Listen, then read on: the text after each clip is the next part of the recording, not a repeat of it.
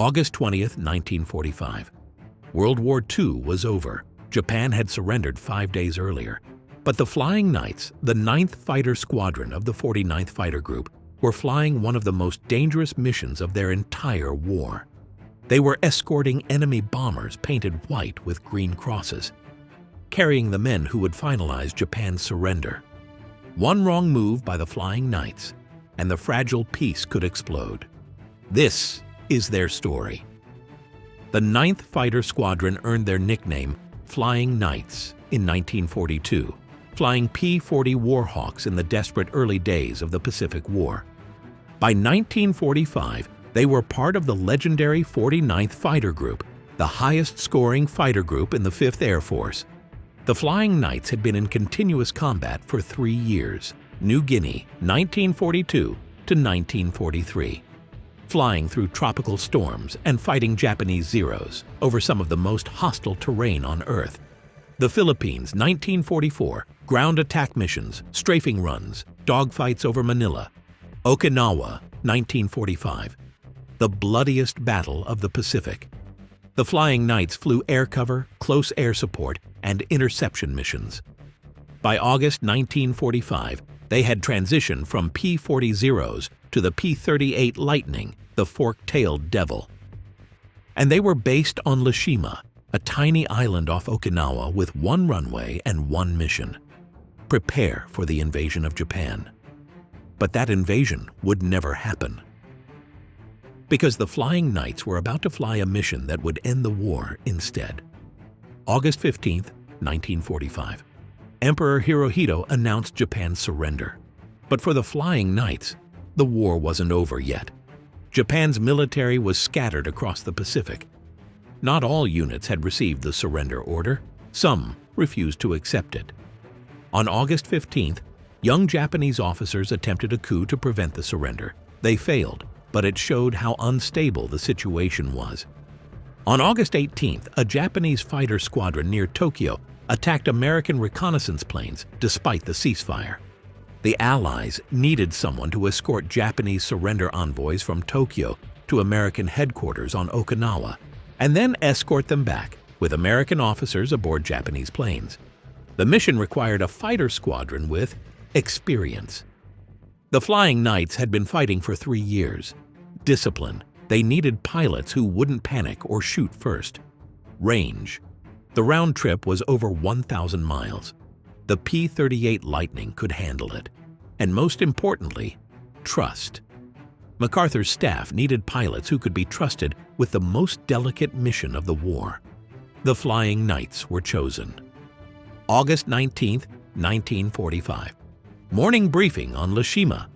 The Flying Knights were told they would escort 2 Japanese bombers, Mitsubishi G4M Bettys, painted white with green crosses. For 3 years, the Flying Knights had been trying to shoot down Bettys. Now they were protecting them. The mission commander was clear: do not engage unless fired upon. If you make a mistake, you could restart the war. 12 P-38. Lightnings from the Flying Knights took off from Shima at 11 a.m. Flight leader, Major, could insert historical name if researched. Formation: 4-ship flights in protective box pattern. They rendezvoused with the White Bettys over the East China Sea. Call signs: Baton 1 and Baton 2. Japanese surrender envoys inside, unarmed and defenseless. The Flying Knights formed up around them. Top cover at 15,000 feet. Flanking escorts at 12,000 feet. Low cover at 8,000 feet. Any unidentified aircraft approaching would be intercepted immediately. One Flying Knights pilot later described it: strangest mission of my life. We were protecting the enemy, but we flew it like any other escort, professional, alert, ready to fight if necessary. The formation flew for 3 hours. As they approached Shima, the Flying Knights radioed ahead: surrender flight inbound. Hold fire. American anti-aircraft gunners tracked the formation but kept their guns silent. The White Bettys landed safely at 2:30 p.m. The Flying Knights circled overhead until the Japanese officers were escorted off the runway. Then they landed. Mission 1: complete. But Mission 2 would be far more dangerous. August 20th, 1945. The Japanese surrender envoys had received their instructions from MacArthur's staff. Now they needed to return to Japan. But this time, American officers would be aboard the Japanese bombers. Brigadier General William C. Dunkel and his advance team going into Japan to prepare for MacArthur's arrival. If the Flying Knights failed to protect those planes, American officers could be killed. The peace process could collapse. The stakes had just increased exponentially.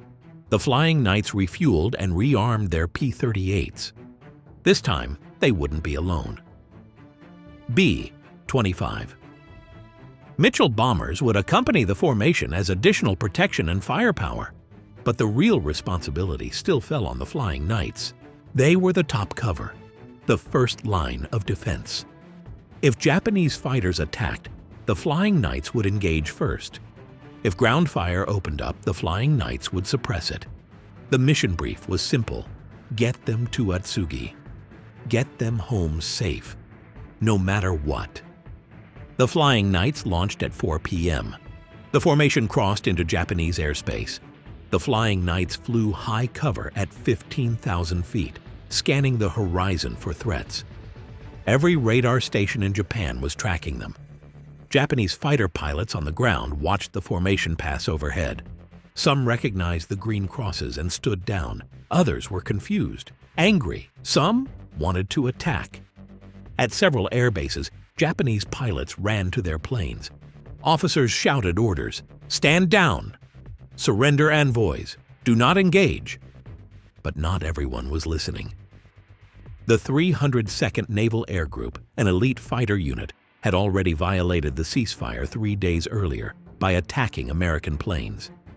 Vice Admiral Matome Ugaki was planning a final unauthorized kamikaze attack, which would happen 2 days later. The Flying Knights knew this. They flew with guns armed, safeties off, ready to engage instantly. And then it happened. Unidentified aircraft, bearing 340, range 12 miles, closing fast. The top cover element of the Flying Knights broke formation and climbed to intercept. They were seconds from engaging. Every pilot's finger moved to the trigger. And then, friendlies! B-29s returning from recon mission. The Flying Knights had almost fired on their own bombers. The B-29 crews hadn't been briefed on the escort mission. They saw P-38s in attack position and thought they were under attack. For 30 seconds, the Flying Knights were moments away from fratricide. The flight leader radioed, "Friendly! Friendly! 9th Fighter Squadron escorting surrender envoys." The B-29s turned away. Crisis averted. The formation continued to Atsugi. The White Betties landed safely. American officers stepped onto Japanese soil. The Flying Knights circled overhead until the planes were secure. Mission complete. But they still had to get home. The flight back to Shima should have been routine. But weather was building.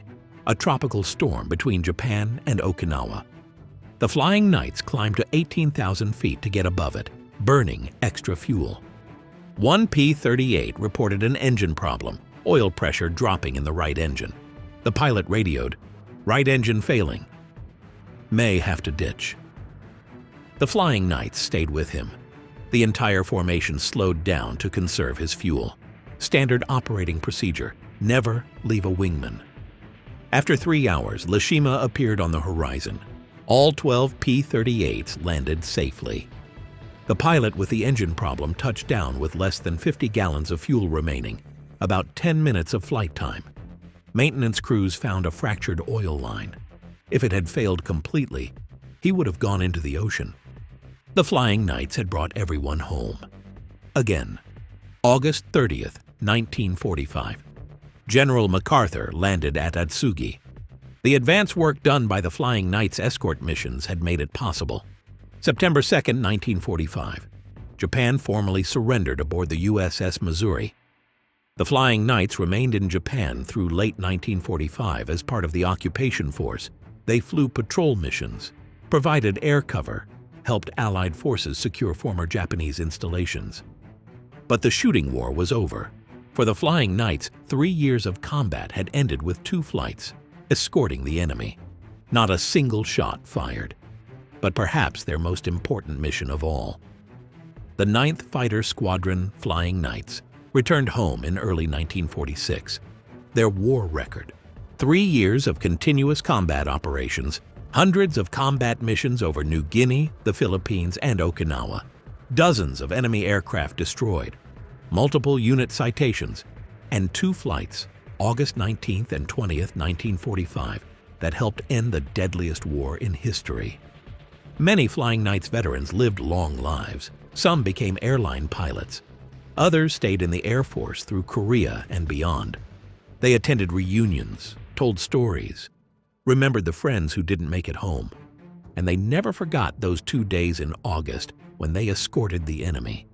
When discipline mattered more than firepower, when restraint was more dangerous than combat, when the mission wasn't to destroy, but to protect. The Flying Knights had spent 3 years learning to fight. In 2 days, they had to learn to make peace. And they got it right. The 9th Fighter Squadron Flying Knights of the 49th Fighter Group. They fought from 1942 to 1945 across the Pacific. They flew P-40s, then P-38s. They escorted bombers, strafed ground targets, fought Zeros in dogfights, and protected American forces on the ground. But their most important mission came after the war was over. 2 flights, 4 days, August 19th and 20th, 1945, escorting Japanese surrender envoys, protecting the fragile peace, bringing everyone home. The Flying Knights didn't fire a shot, but they ended the war.